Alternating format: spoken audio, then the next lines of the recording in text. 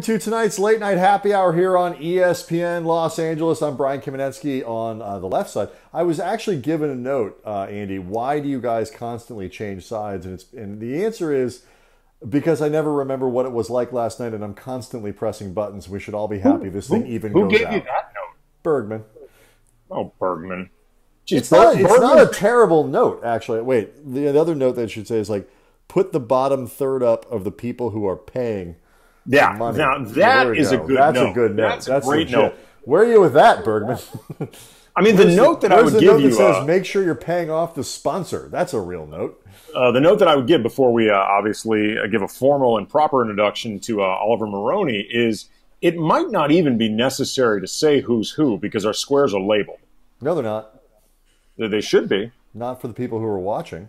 Really? Only on our screens are they labeled. Oh, we got to work on that. Yeah, that feels like a glitch. No, that feels like a glitch, right? But that's why he gave the note for people to be able to tell us apart.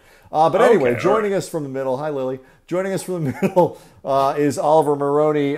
If you're a basketball fan, you know him. He's written for Basketball Insiders, for Slam. He was with the Big Three, and now he's writing for Heavy.com. Oliver, how are you? Doing well, doing well. Well, as well as you can do through a pandemic and being quarantined in your house for gosh knows how long now. It's been 4 years. I actually checked the calendar earlier today. Okay, there we go. Feels like Hey, how is your pandemic going? I mean, it's interesting. I've found some new hobbies. I think it's been a breath of fresh air for me personally, to an extent. About a month ago, I think I'd say it's been rough, just because it's been too long at this point. Feels like we need to get What's the back. perfect length for a quarantine Yes. in your mind? Like, what's the just right? It was a long-term vacation, I felt like. Now, you were stuck inside your house. For me, we had just purchased a house when the quarantine started. So I was in a different position than many people in like moving stuff in, putting stuff in places, organizing stuff. It was actually quite fun. I enjoyed it because it was like, you're in this new house, you get to put things up and figure out where things go. But now I'm in the house. I've been in here for a long time. I've got a 2-year-old and a 5-year-old.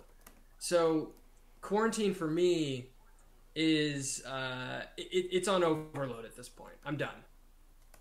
I would say I would say nothing feels better than moving into a new place right at the start of the collapse of the global economy. Like that to me feels like just perfect timing. We've actually done the same. My wife and I moved. I don't know if you rent your place, if you bought it, congratulations if it's the latter. But we moved and from our old place to new place, rent goes up. It's LA, whatever. We're like, you know what? I think we'll be okay. And then of course the entire global economy. You're just not prepared for that. Like, you probably live like we do, very carefully. You work in media. You can never be totally sure about anything. Kind of careful about stuff. I didn't see this one coming. Maybe I should have. I don't know. I had maybe a week or two warning. I didn't really know too much. I think actually. I don't know if you guys know Ben Golliver, but Ben Golliver was the one. He texted me. He's like, "Hey man, this thing is coming," and I'm like, "What?" And I didn't. At that time, I had no idea what was. He's like, "This thing in China, like they're talking about it. This is a big deal." He was like one of the first person to put it on my radar. I was pretty concerned about this pretty early on, just because I was. I mean, I just had. I'm not going to say that I thought it was going to reach this level, like specifically where we are in mid-July, but I was very concerned from the outset just because it seemed like nobody had a handle on this, and not just our country, just, China in the outset. And you saw how quickly this thing went through Italy. And even as it still seemed like there was some type of buffer between, the Atlantic Ocean and us, I was just like, man, this seems like it's going to get pretty hairy. Like, I was nervous. Even, like, I had friends who were telling me, I think you're worrying a little too much. Like, some family telling me we're worrying a little too much. I'm like, I don't know, man. This seems bad. It was bad. No, it's been bad. I mean, like, look at this. I can't believe what's going on. I'm still I can believe it at this point. I can believe it. Right. I mean, at this point, if you can't believe it, Oliver, the problem is you. Yeah, absolutely.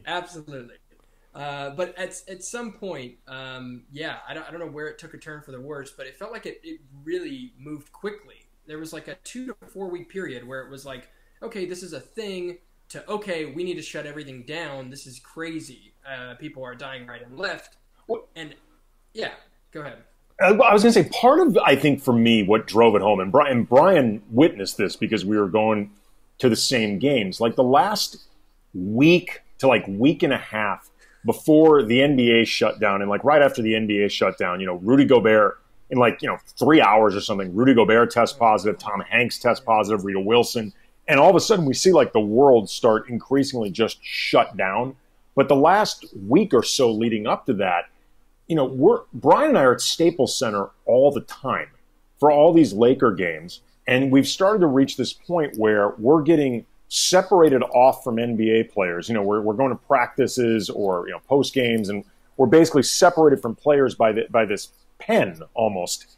And in the meantime, though, you start becoming conscious of, okay, we're separated from them, yet we're still all mixed with each other. And then when you're inside Staples Center, you're like, there's 20 to 25,000 people in this ventilation-free space, everybody's shoulder to shoulder. Like, what are we doing? Like really, what the hell are we doing? There was a moment where it became a little uncomfortable. I think everybody was in that boat. Yeah.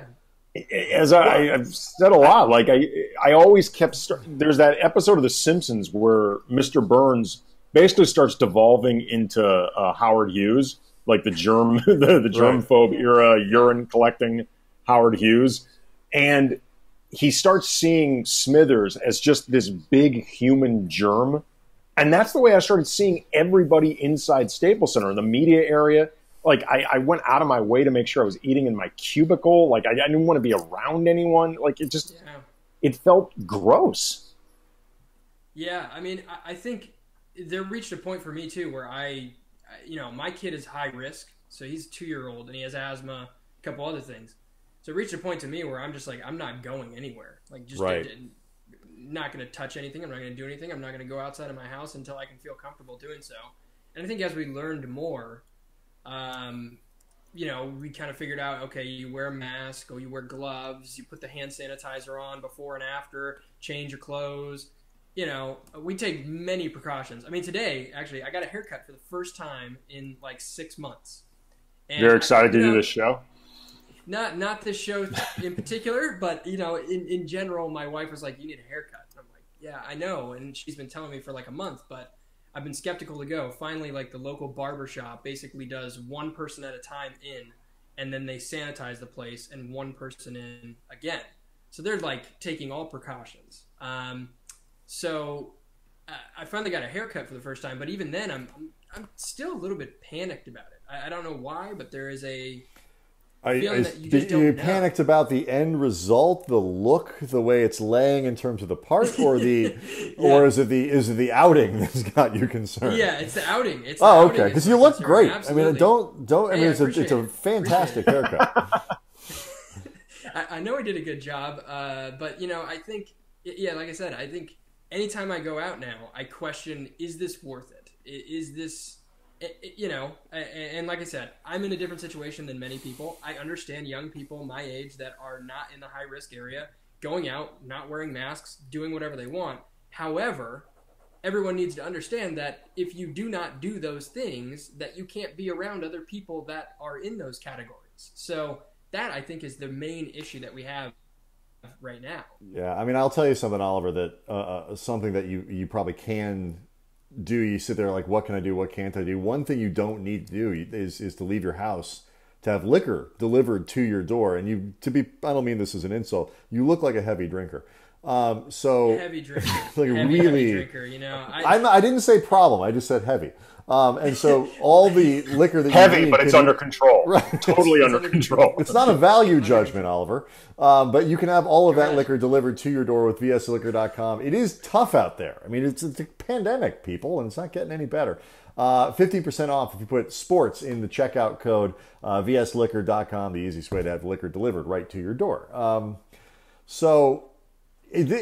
What's great too is like I have reached a point now where I desperately, for weeks, I said I don't want to go to the Orlando bubble. I don't want to be in the Orlando bubble, and now I desperately want to be in the Orlando bubble. I've decided the Orlando bubble is the safest place in America, and I want to go there now. The safest place where you can see other human beings. Like I can move out to a camp, encampment in Idaho and not see it, but I want to go. I want to be in the bubble. It's the safest place in America. I mean, they've got it figured out. I'm with you 100%. I actually think, I think Taylor Rooks, I don't know if you know Taylor Rooks, but Taylor Rooks pointed out today how these players feel like they're more than ever able to do whatever they want. They can go out on this campus without having fears of fans coming from right and left, people bothering them, taking photos. And it's a great point. They're in their own little vacation bubble, in a sense, and they're around people that are like-minded. Granted, yes, their families aren't there with them. And, okay, I guess we can listen to the arguments about the food service the first few days, but I'm going to be real here. That's like better food than like 95% of what anybody eats in the United States right now. Oh yeah. Well, and also that was the room quarantine food, and they had to do this just super sterile, super, the safest ways possible, on this mass scale.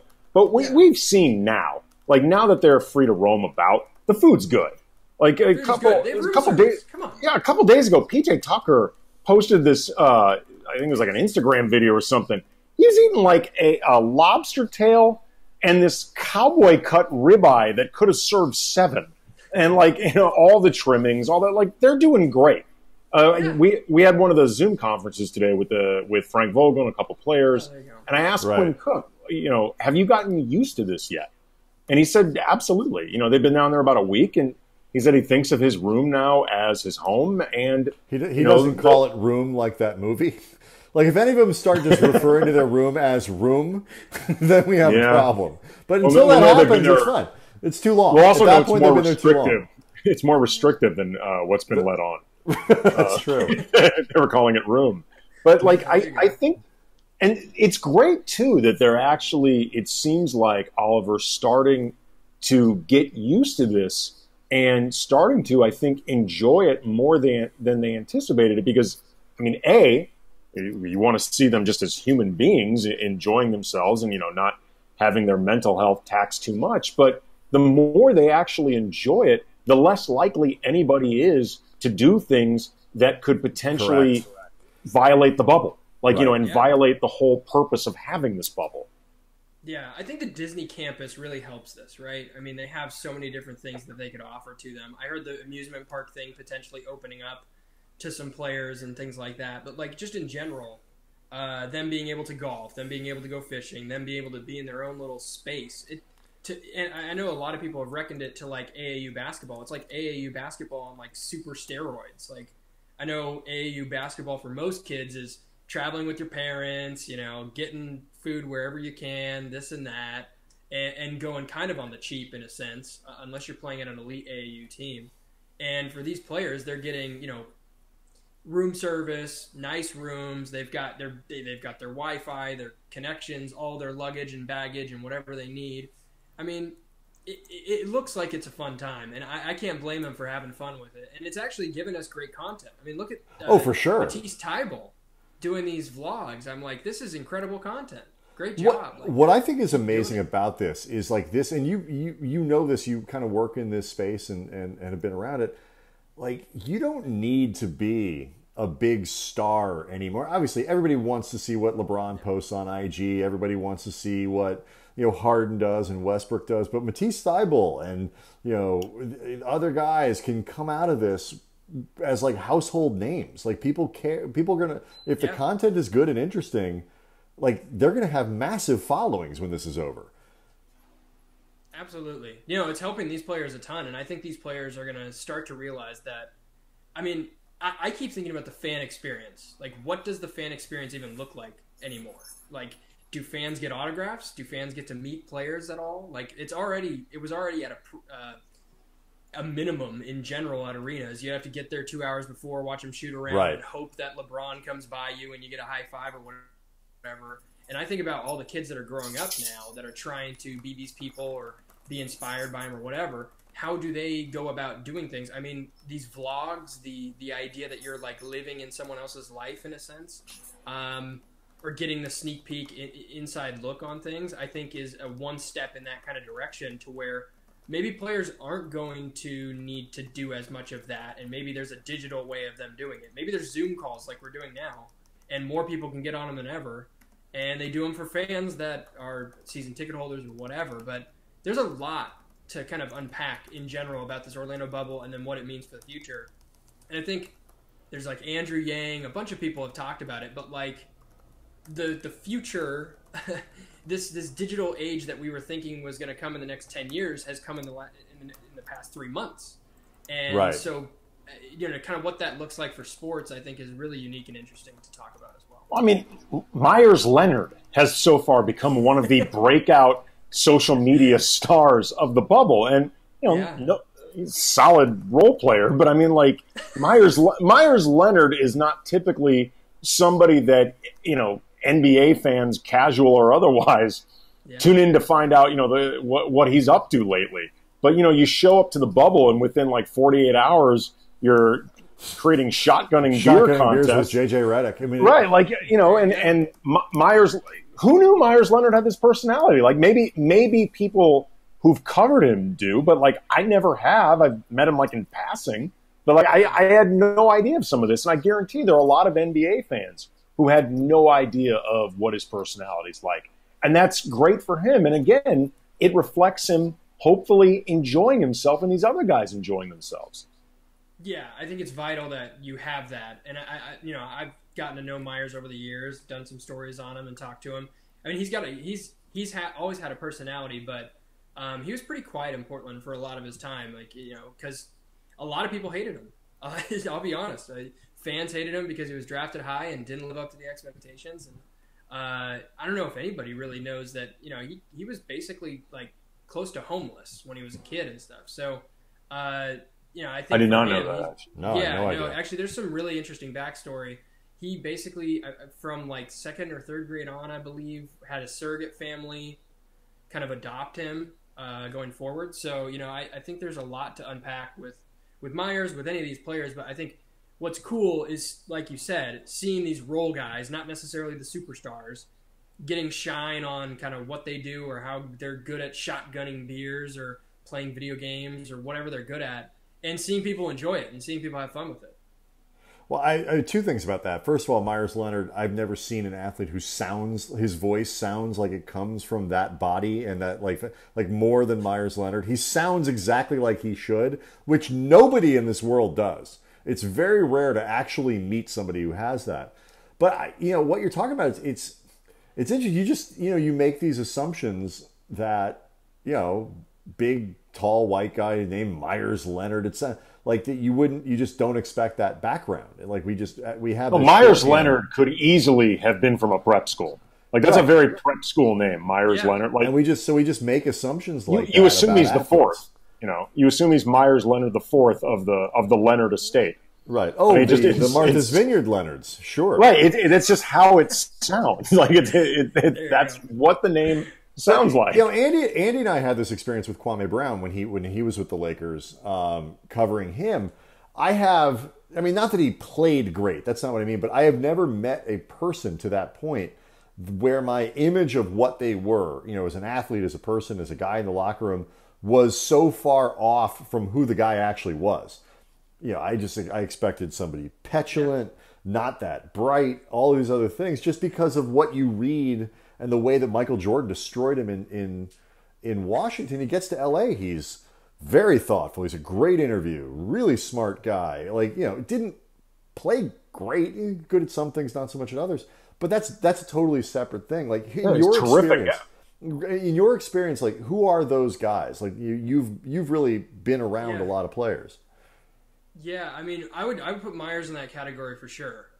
Myers has always been someone who's just really unique and interesting, has insightful just in general. He talked about going through like a journal and every day like waking up and kind of writing down his thoughts on things and why he wasn't performing or why he was performing or what he needed to change or how he needed to improve. And like seeing him now, it's just like a complete different person. But he's always been really, really interesting, and I think he's always been a good guy to just look at. I mean, there's just a lot of good guys, but other guys that I would talk about, I mean, Mike Conley's a great one. Mike Conley is he's a great guy. Personable, just a great dude, like super down to earth, really nice. Always asks like, "How's your family?"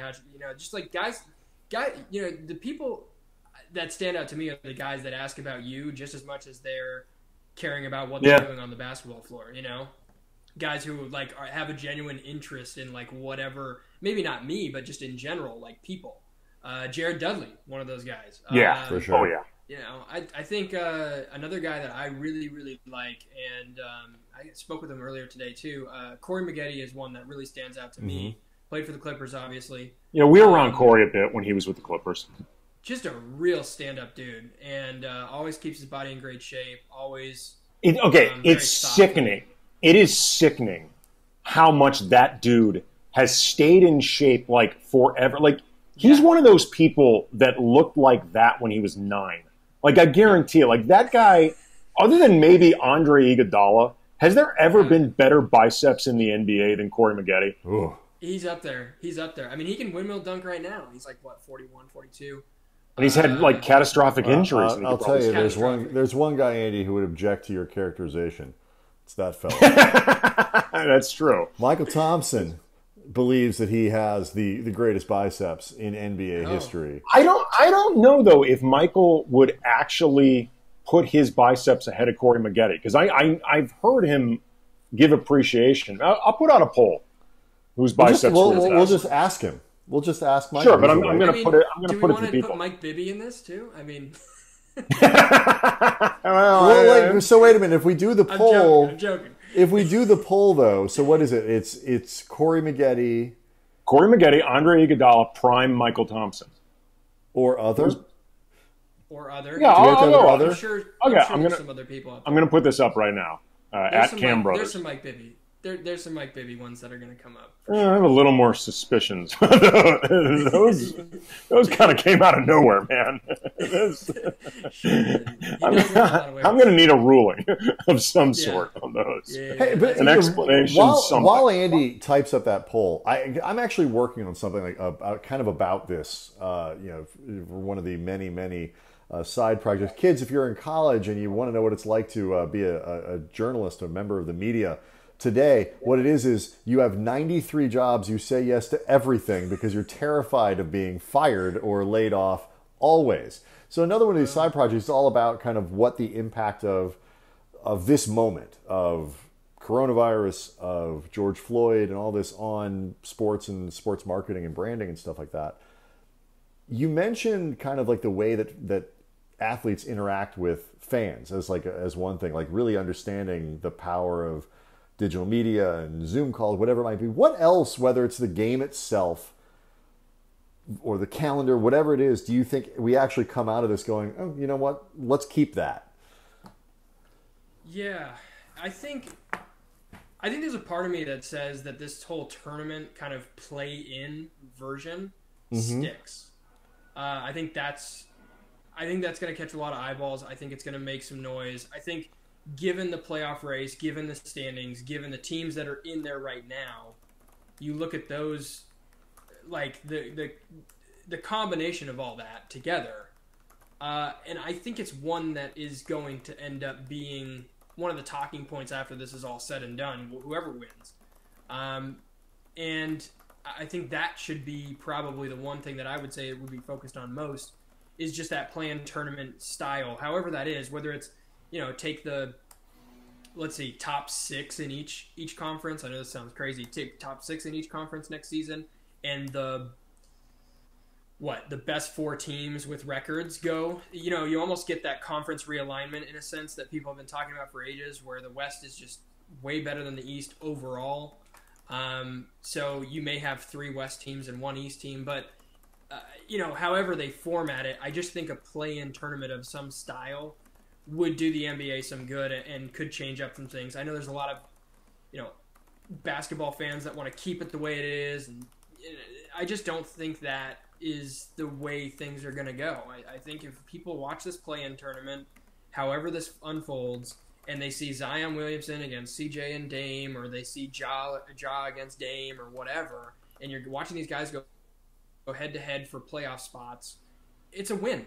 And it's going to happen every year. You're going to have these teams on the outside looking in that deserve a shot and should get one. Well, honestly. But this year, do you have any concern? Like this year, in the Western Conference at least, none of the teams that are there are garbage. I mean, like San Antonio's not great, but they're always intriguing because it's San Antonio, and we're just, is this year... Phoenix. Okay, they shouldn't be. Phoenix has no business being there. Whether from a competitive standpoint...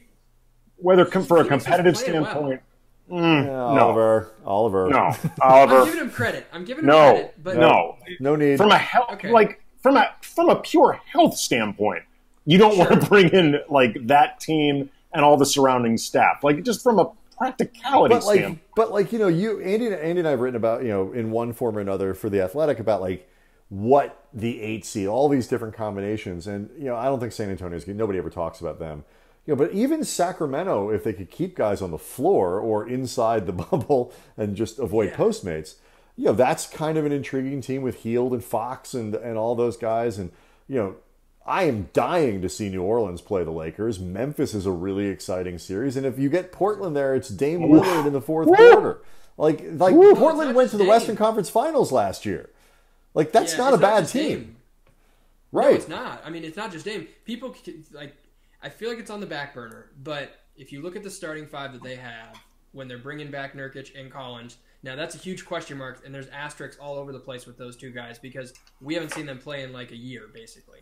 Right. So who knows how they come back. But if they return at like, let's say 90 to 95% of who they were, you've got a pretty solid starting five with a guy like Simons, a couple other pieces off the bench that could do some damage. Now, I don't know how far they go. I don't know if they, Charles Barkley's out here saying that they're gonna beat the Lakers, which is, sorry, but that seems like a very tall task. I think. But I guarantee the Lakers wouldn't want to play him.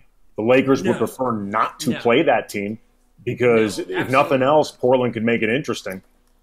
I don't think they'd win. In the playoffs, they've had experience. They've played in it way too many times at this point. First round, second round outs. You talk about Western Conference Finals last year. They've got experience. It's just a matter of, like I said, I think for them it's, does Nurkic come back the way that they expect him to? Does Collins come back the way they expect him to? And if so, how does that look on the floor and how does that fit in? And there's a lot of question marks. You look at, do they beat the Lakers? I respectfully disagree with Chuck here, but that's a really good 8 seed. I mean, we're talking about the 8 seed. Borderline disrespectfully, I disagree. But that's the thing. It's like it doesn't have to be a deal where it's like they got to push it like that. We're talking about a 1-8. That is almost never the kind of intriguing series that you'd be talking about if that's what it is. And I don't think of there are 3 or 4 teams. I don't think the Memphis beats the Lakers. I don't think they win 2 games, but. Jackson and Ja and that's a fun team to watch. Oh, so much fun. Getting up and down the floor, the storylines around New Orleans would be spectacular, and just like what Zion, assuming he comes back and quarantines and all that, what he did to his body during the layoff, like who on earth wouldn't want to see that? Yeah. I mean, I'm excited. I'm more excited about any team. If there's any team I'm more as excited about or more than your typical Lakers, Bucks, just seeing how they come together and seeing how they play, would be the Pelicans. And I love the way. Give me Lakers, Pelicans. Yeah, I give a lot of credit to David Griffin. I give a lot of credit to that organization. Also Lakers, Pelicans. Come on, they made the trade.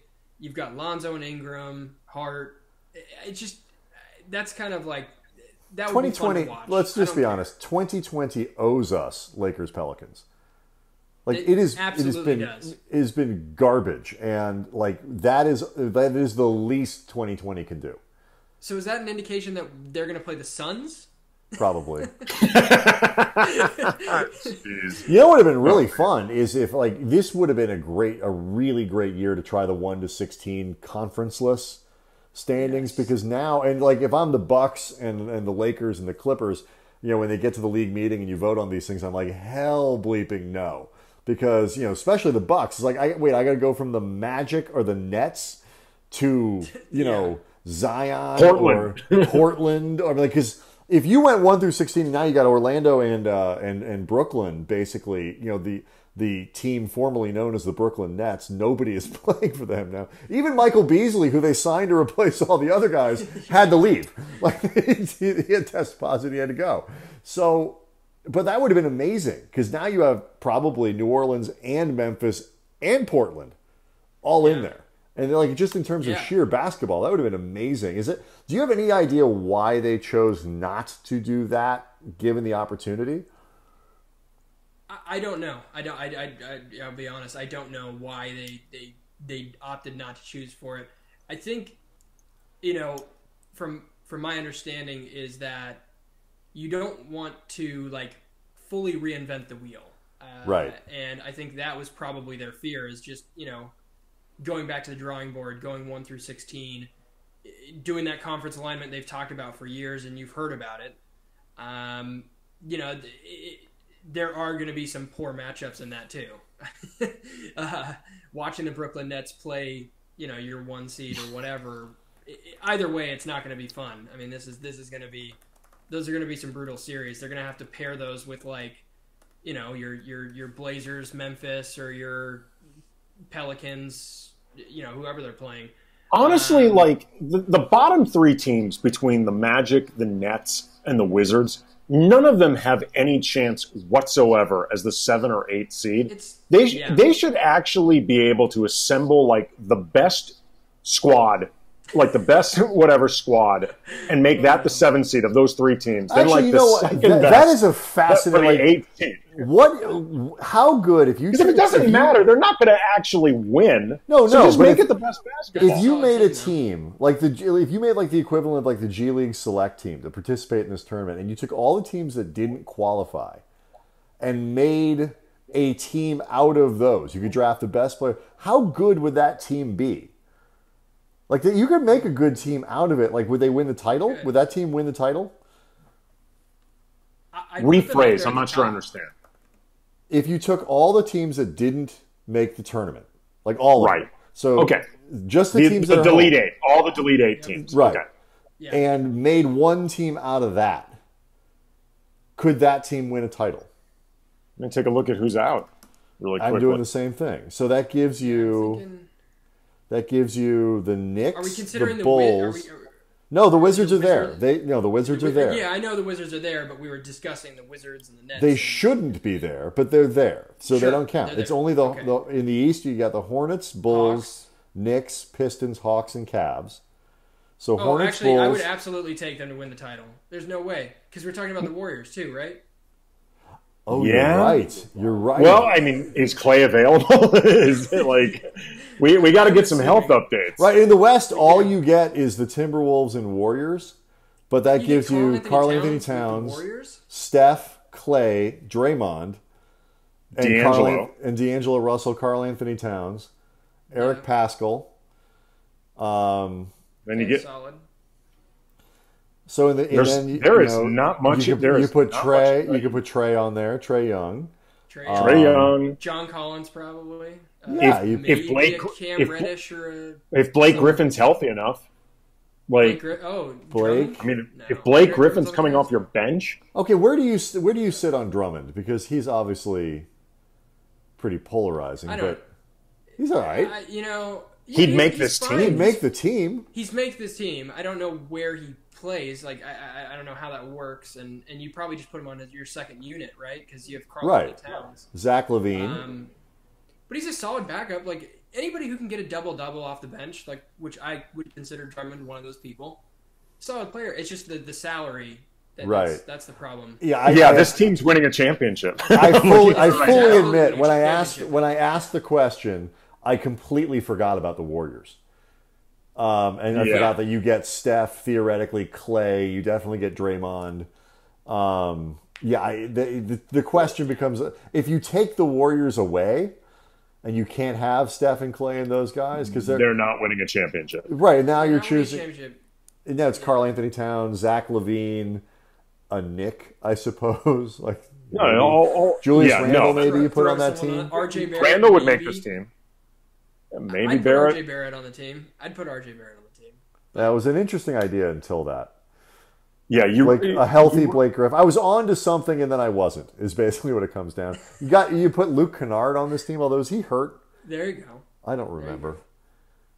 It's tough to keep health updates on teams that aren't in the playoffs anymore. Oh wow! Yeah, interesting point. Harrison Fagan from Silver Screen and Roll points out that Michael Thompson himself once posted, "All men should have Andre Iguodala arms." So we've gotten a lot of votes, by the way, for other David Robinson. He could win. Those were some guns, man. Those were some serious guns. But Michael will be very pleased. He is currently, like, if this were like a Georgia primary where somebody's got to carry the majority to avoid having a runoff, Michael is winning. He's at 53%. Now, granted, our Twitter following is probably pretty slanted towards Michael, and the other half, the other people who are tweeting this out are literally the radio station he works for, and we carry Laker games. It's a home court advantage, but still, I mean, this is democracy. Where's Fisher. Corey at? Nowhere? Corey is at 25. He's running second. That's actually, considering the following, and where where the fan, the loyalties lie. The loyalty, yeah, exactly. Not bad. Okay, a question I wanted to someone just tweeted to us, David Boston, the NFL player. Oh my God! I don't even need to see the picture. I remember David Boston, and oh my God, he was jacked. Do we have bibbies coming in here? I'm waiting for the Mike bibbies. I think people are going to need a ruling on Mike Bibby, and they're going to need just a little bit of explanation with that. I wanted to ask both of you guys.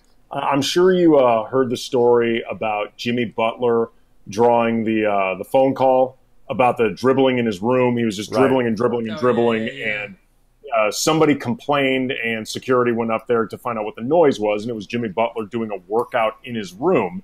And this is during a time when people are talking about snitch line protocol, and should there even be a snitch hotline? I actually am in favor of it. I believe if you're going to be doing this, like if you're going to bother doing this, you need to do things to protect it. What is the proper hour to be dribbling in your room? Like, how late can you go before nobody can complain that you called security? Right. And do we know who has the floor below the Miami Heat? That's the other question. Yeah, I mean, I think there's two questions here, because really what you're asking is, how loud is it in the other rooms? Because that, to me, plays a big part in this. If you're downstairs and you can hear the basketball very clearly and it's echoing, and it's like 10:30, 11 at night, I think at some point after that you have to call it quits, and you have to call it in. But I think if it's not that loud, turn some white noise on and go to bed. I think that's where we've all seen Jimmy Butler dribble. I guarantee it's loud. It's loud. That guy pounds the ball. Yeah. He's not a soft dribbler. Nothing about Jimmy Butler is soft. 11 p.m. is where I go with it. Yeah, people are talking like that this is like pandemic bubble snitching. If I'm staying in a hotel and there's a dude dribbling a basketball above me at midnight, I'm also going to call the front desk. I don't have a snitch line. That's just calling the front desk. I didn't pay for that at the hotel. Where do you come down on the hotline being used for shenanigans, or shenanigans generally? Like, NBA Twitter was very into the question that was being asked today on Reddit about what happens if somebody like kidnaps LeBron and throws him over the line. Now, of course, like in the hypothetical there, it was the Lopez twins. And Milwaukee wouldn't send two players that are that important.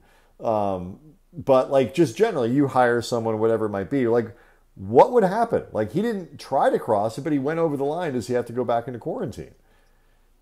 I mean, you'd think that they'd have to abide by the rules, but at the same time, it's LeBron. Like, you know, we kind of saw what they did with the Zion thing, right? He left the bubble, and then people were saying 10 days initially, and it is 10 days, but it's like 4 days before he can fly back, and then another. It's 4 days if he's tested every day while he's gone. Bingo. Yeah. I don't know. The whole thing seems like there's a little bit of flexibility here, right? And I think if we're talking about the Reddit thing, absolutely he gets a pass. Come back in, maybe quarantine for a day, make sure that you don't have... I mean, like, I don't know where they're dropping him either. Like, where are they throwing him? Like, just over the border. Just over the border? I mean, is it like a painted yellow line? Like, how do we even know? Like, this happens all the time where in countries, like, people accidentally cross borders for nations and don't realize it.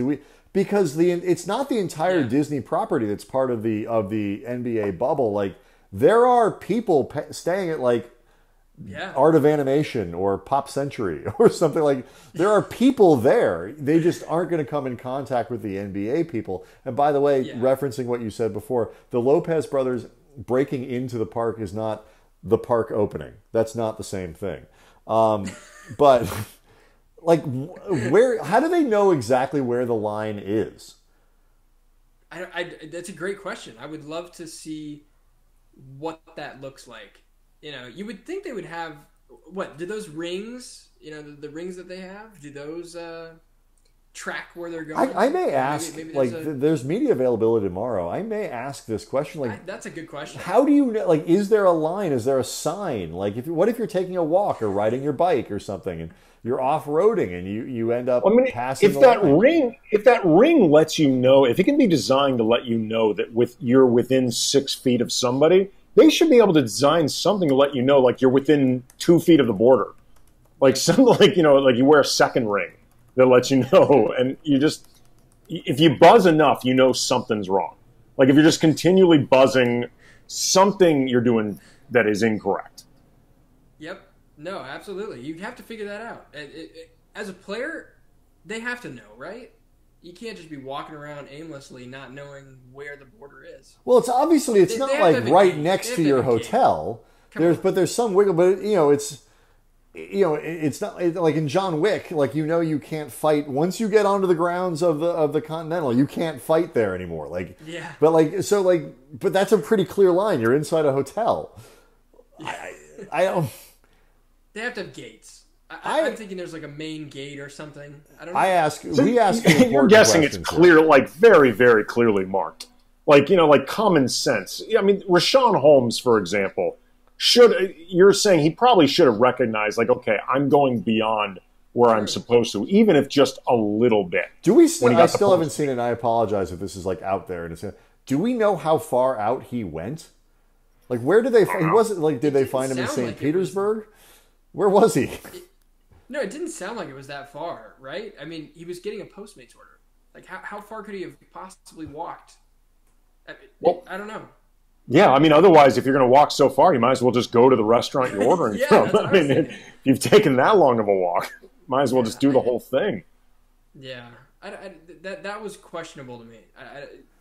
We need to dig into that. That's gonna I tell you what, if Rashawn Holmes, though, was interested in liquor delivery, he certainly wouldn't have had to cross the quarantine bubble. He could have just had the stuff delivered right to him. And the best way to do that, I don't know if it's vsliquor.com in this case because it's very far away, but yeah, we don't want to write checks that VS Liquor can't cash. I don't not know that the VS Liquor is the best way to do it. Maybe they have a hookup down there. I'm not sure, but had they decided to bubble in LA, best way to get your liquor delivered to your door if you're Rashawn Holmes or anyone else inside the NBA quarantine Los Angeles bubble is with vsliquor.com.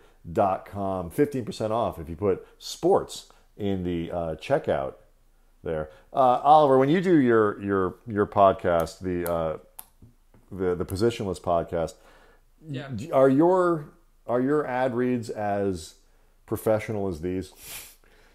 It's just seamless. I don't mix them artistic. in. No, not seamless. No, I have a problem trying to mix them into things. I usually just do like pre-roll and then cut the podcast at some point where it's a good stopping point. Say here's my next one, and then go to the end. That's the key, Oliver, to doing it as well as we do is don't worry about whether or not it makes sense. Right. Like if it feels good, just do it.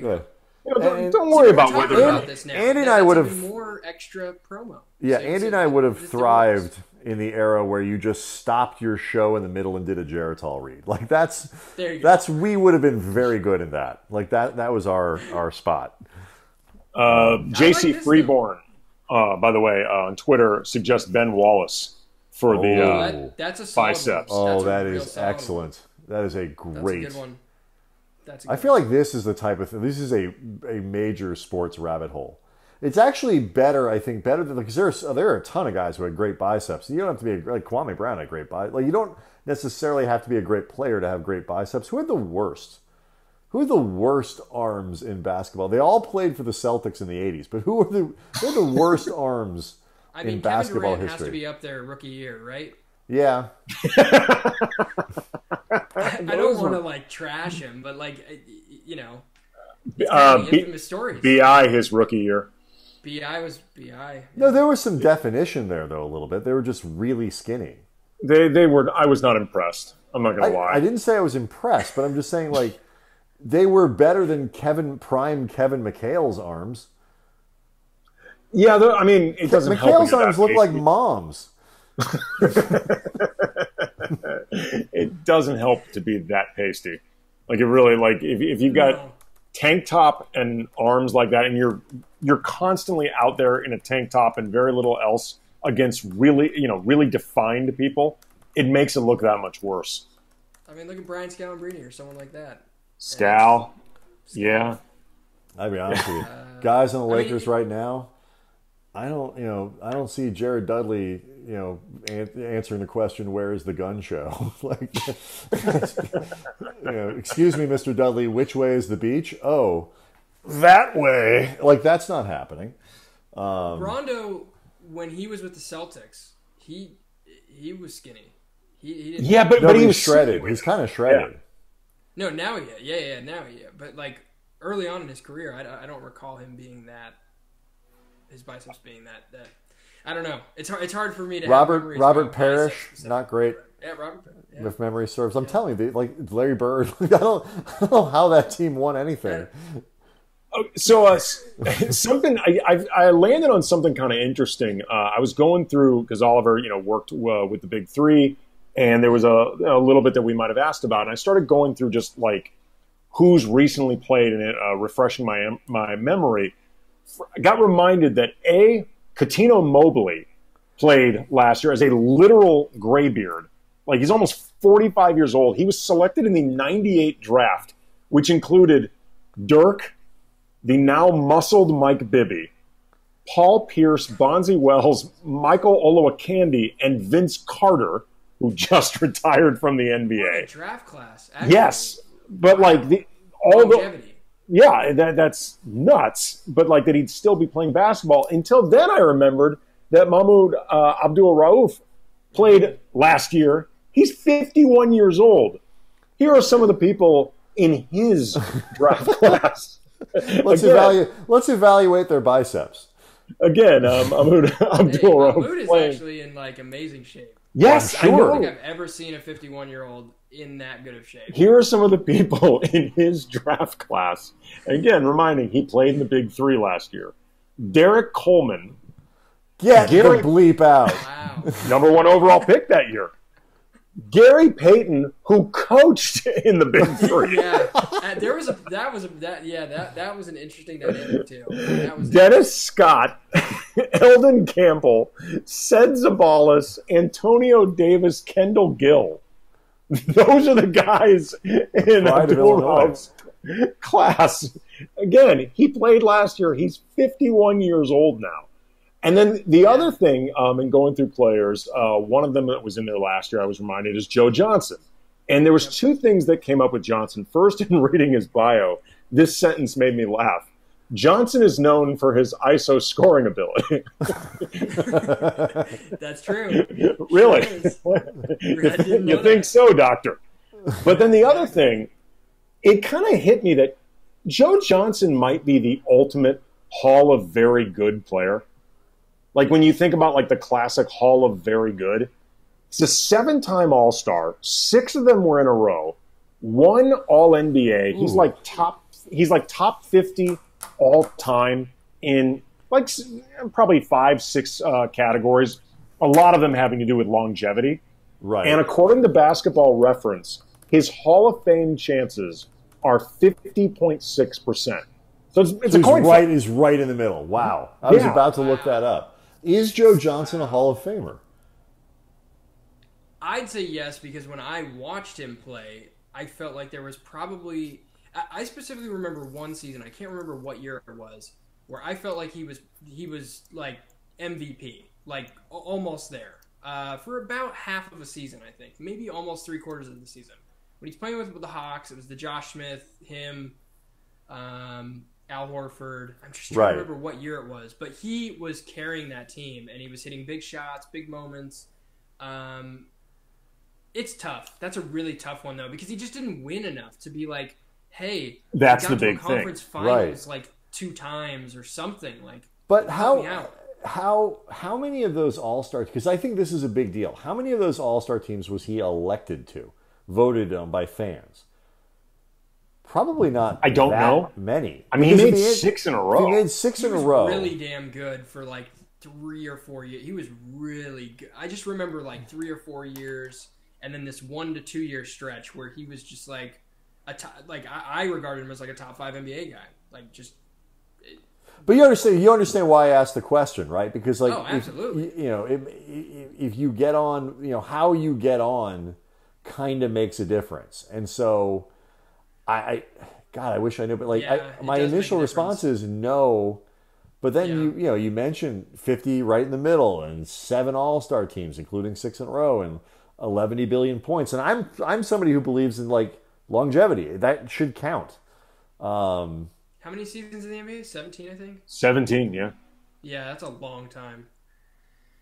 I mean, he was like Joe. There was a period where Joe Johnson, I think, was a legit underrated player. Like because he played on these teams that, like you were saying, Oliver, were not great. Like they were fine, but he was never really on a great team. He left Phoenix right before the 7 seconds or less thing really blew up. And remember too, like the 1 year that he played with Steve Nash, he literally broke his face. Like during the playoffs, he had like a fractured face, and it was like the beginning of those Suns teams catching really bad luck for 3 or 4 years in the playoffs. But like he was a really, really good player. Like I'm looking, 2008, he averaged almost 22 points, almost 6 assists, and 4.5 rebounds per game. I think that like may have that's been, good. Yeah. There was a couple seasons there where I was just like, man, this guy. Like, the Hawks wouldn't be anywhere sniffing the playoffs without this guy. Like, I considered him, like I said, top 5 NBA guy for, like, 2 or 3 seasons. I just can't remember what specific seasons they were because that whole Hawks team, like, from, 06 or 07 to, like, 13, 14 probably, something like that. It's all a blur. Like, I can't even remember which one. The first round outs are all I remember from those teams. Are you from Atlanta? No. Oh, okay. I just like the team. I really like Joe. Like those seasons, I really like Joe Johnson. I thought he was, like you were talking about, very underrated. Just did a lot more than people gave him credit for. Had a team around him that wasn't that great. I mean, when you look at it, Josh Smith was, the second piece probably on that team. Al Horford was kind of the unsung hero, obviously, but I look at those teams. It's like Joe carried them for a lot of that. So I don't know. It's tough though. I understand both sides. I completely understand both sides. This is not Dwight. Is Dwight Howard a Hall of Famer? God, because to me, that's the. Of course he is. It's a no-brainer. Yeah. I mean, it is bizarre. There are people who ask about Carmelo Anthony. Is Carmelo Anthony a Hall? Of course he's a Hall of Famer. He's like one of the transcendent scorers of any generation. Yeah, I understand he's a little disappointing, like, as a defender. But, like, yes, he's a Hall of Famer, you morons. And so's Dwight. Yeah. He's weird and he has snakes and and all kinds of stuff. But he's if he retired after before he joined the Lakers, he's a Hall of Famer. 100%. I did an article on Dwight Howard. Is he a Hall of Famer or not? And I asked like 30 different people. I think Ramona Shelburne was one of the people I asked, and I want to say it was about 60-40. Like 60% of people said yes. Oh, expose those people, those cowards. Call them out, Oliver. From like 2 years ago. Yeah, Mike Rapp was one of them. So I mean, take it for what it is. It's Michael Rappaport. But I'm not counting that. No, I'm just don't count it. No, he's not a Hall of Famer. Okay. I'm not counting that. But there are some legitimate people in there that mention. Yeah. What were the arguments against him? The arguments against Dwight. What were they? He's a goofball. The arguments that I remember was that he was they're not really related to his statistical or like playoff performances or anything like that. It was more or less on like he requested a trade, like the personal stuff, like outside of like him playing basketball, which to me, like as long as you haven't done something like criminally crazy, basketball should be all that you're judged on in the Hall of Fame.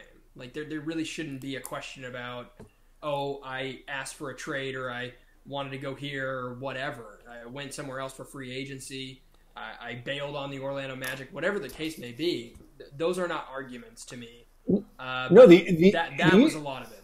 The issue with Dwight is, I mean, he was a Hall of Famer, period. I mean, there was a period where he was the best defensive player in the league who was still the first option on a team. Like, the team that he took to the finals, that year against the Lakers, they were good, but they weren't incredible. He did not have a ton around him in terms of help. I mean, they were solid pieces, but like to me, it was never in question whether or not Dwight is a Hall of Famer. You'd just be sitting there going, how did this Hall of Fame career end the way it did?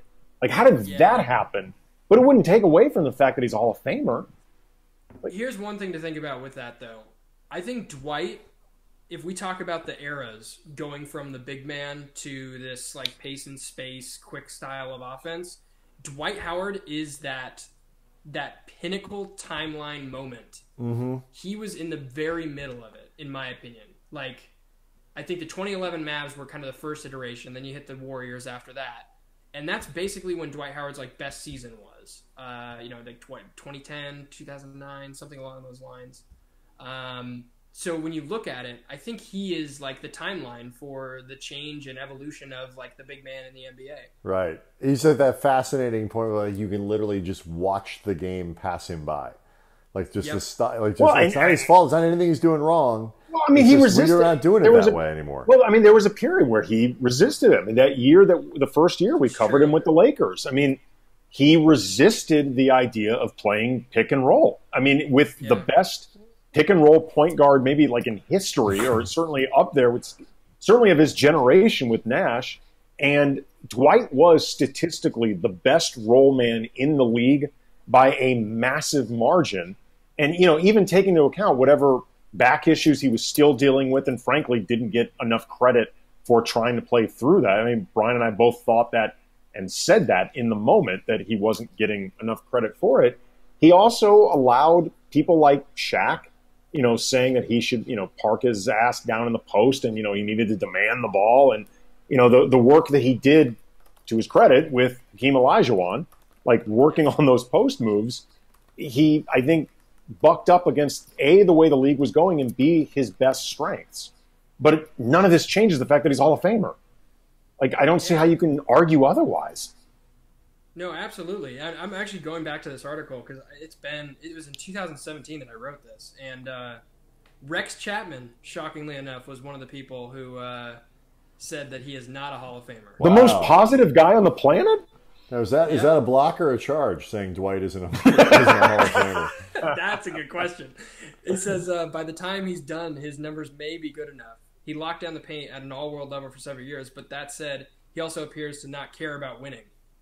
So, okay. Nor does he care about being held accountable. His motor isn't anywhere near Hall of Fame level. My opinion, as of today, he's not a Hall of Famer. But here's the thing: like, even if you like all of those things are true, if you still do all the things that he did, like, you're a Hall of Famer. Like, you might look at it and be like, God, that guy could have been the greatest of all time. But he's tall enough to ride the ride. He wasted a lot of potential. He could have been one of the greatest Hall of Famers ever, but now he's just like a regular Hall of Famer. Like, that's enough. By the way, Michael Thompson has weighed in on the poll. Oh boy, here we go. Prime Michael still leading. Hey, he's got Maggette too. Yeah, but it's going. David Robinson. Yeah, he commented on David Robinson. Who'd you vote for? But he said David Robinson, the perfect arms. He was armed, baby. Oh, Michael. Pure MT. A national treasure, man. International. Yeah. Smartest thing America ever did was to let him in and just make him a citizen. Absolutely. Michael Thompson's rankings are David Robinson 1, Maggette 2, Ben Wallace 3, Iguodala 4, 5, Michael Thompson. That's the order of the best arms in NBA That's history. Very honest. Oh, wow, and Nate Thurman too. So Nate Thurman belongs in there too. Nate Thurman was yoked. Yeah. Here's the thing, Oliver. Have you met Michael before? Have you interacted with him? Not much. No. What? No. I know. I've covered Clay for a little while, but not him. No. Well, first of all, I think Clay has more personality than sometimes people realize. Like, it comes out a lot when he's in China, and he's sort of like low key funny. But Michael is much more of an extrovert than Clay ever will be. Like, Michael is a serious character. Like, I mean, he's like a character's character. But in terms of the honesty you were talking about with the biceps ranking himself fifth, Michael is such a body enthusiast that I don't think he could bring himself to lie and put himself ahead of somebody who truly deserves it. Like, this is something Michael really cares about. It's very important to Michael. Yeah, this is why we keep a picture. This is why we keep a picture of him at all times, available, that we can put that up whenever we need it. We love Michael that much. Just a reminder. We love him that much. There you go. Michael is absolutely. We also have a picture of Andy's dog, if we ever need that again. We wanted to ask before Brandon Ingram, Andy's dog.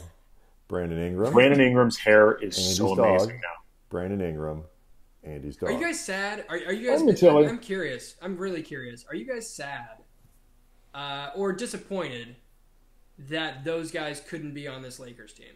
There's a part of me, yes, absolutely, yes.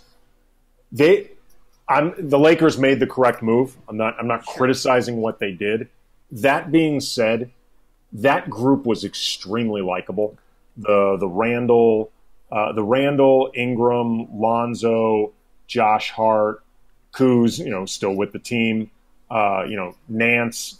Obviously they're not all going to stay, but that young core was really likable together.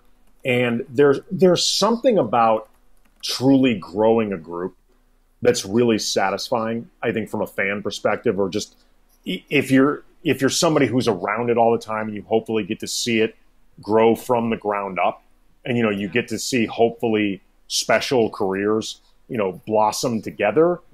Did this group have enough talent collectively to make it work? I don't know. I mean, they never had a lot of structure, and I think together they never had quite the right coach or setting for them. And and LeBron arrived clearly not sold on the group, and I think quickly de-invested himself, or disinvested, whatever the word would be, from it. And it was very clear at last year's trade deadline that he wanted any or all of them moved for AD. He could not have been more transparent about it. Michael is now tweeting out the famous photo of Michael Thompson with his biceps. About to go scuba diving, I believe, or free swimming or diving of some port. He's got flippers, and he's on the dock. And I got to say, the guns, they're impressive. Man.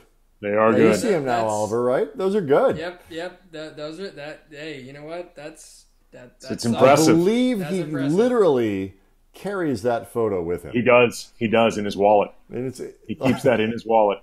But Oliver, to answer your question, and also BI, I was a big BI fan and still am. I think Brandon Ingram. I love BI. Yeah. And liked him since he was a rookie, and I was like, people who they're bagging on his stats, they're not watching him play. Because if you watched Ingram play day in and day out, which we did, you would see like 4 or 5 times a game, he would do something where you go, okay, he's only 18. He shouldn't recognize that he's supposed to do that. And he was always this incremental improver. And the reason that I felt like this year, okay, this is a true breakout for him, is it was the first year that he came out of the gate hot. Because usually he starts slow and builds into it. But like, yeah, I think there's something that would have been more satisfying in a way if that group had really grown together. The flip side is the odds of any of them becoming as good as Anthony Davis, is low, because Anthony Davis is that good. And if you have LeBron on your team at this particular stage in his career, there's no point to doing it unless you're going to try to maximize it. Davis maximizes it more. But yeah, there is a part of me that would love to have seen the Earth 2 version of the Lakers where they keep the majority of that core together. Because I really liked them. I really found them enjoyable to cover and to be around. I liked them a lot. I have to say, the internet is generally speaking, just a cesspool of horridness. But this is one of the things it's good for. There is literally now a very vibrant conversation going on right now on Twitter about NBA biceps, including a former player talking about the biceps of other players that he played with or against. And this is spectacular. This is one of my favorite things that I've ever seen. This is becoming like a thing. People are talking about it. Like, you'll be able to catch up. And like, Oliver, you're being kind enough to actually focus on what we're doing here. I'm trying. Yeah, but this has become a discussion. And I am in love with what's happening here. Really quick, Oliver, because we only have a few minutes left. I wanted to make sure you had an opportunity to talk about you've got a piece coming out for Heavy, I believe, about Kobe and Corey Maggette. Yeah, so Corey, just a great dude, first of all. I know we talked about him earlier about the biceps and whatnot, but just a really, really nice guy, super down to earth. Got a chance to speak with him on multiple occasions, and finally, he tore his Achilles 2 seasons ago, prepping for the Big Three. His first game in the Big Three, actually, so 3 seasons ago, 2017. And he tore his Achilles, and basically, like, that same day, him and Kobe, if people don't know, they shared agents. Rob Pelinka was one of their agents. And so they have, like, a relationship previous, throughout their NBA careers. And so I got a chance to sit down with Corey and just chat with him about, his relationship with Kobe and specifically on this injury. Because, as we know, Kobe went through the exact same injury, tore his Achilles, and came back and was able to play, which is astonishing at his age. Well, Corey did the exact same thing and then ended up winning the Big Three championship, became the MVP. And for Corey, a lot of people in LA know this. Corey was like successful at every place he went in his, not in the NBA, but I mean before that. He got the NBA and he made the playoffs like once. So for him to like tear his ACL and come back, I was like, how do you do this? And he's like, well, I give a lot of credit to Kobe. Kobe was the one who reached out to him. Gave him actually Baron Spados, some of his like science, Kobe's guys basically that worked on his legs and helped him get through his Achilles. He sent him out to Corey, kind of connected him, went through the whole motions. Kobe and Corey kind of stayed in contact, did text back and forth about going through the Achilles. And then when Corey finally won the championship in the Big Three, Kobe texted him like in the locker room as they won it and was like, "Congrats, bro," or something like that. And there's a quote actually in the story. He's like, "Congrats, bro. Glad you finally got one because your ass wasn't going to get one in the NBA." And this is just this nice. There's this competitive friendship that they have that's just really unique and interesting. And anyways, the story comes out tomorrow, and hopefully people read it and enjoy it. But I thought it was very. We'll make sure to plug it. Make sure to tweet it out tomorrow.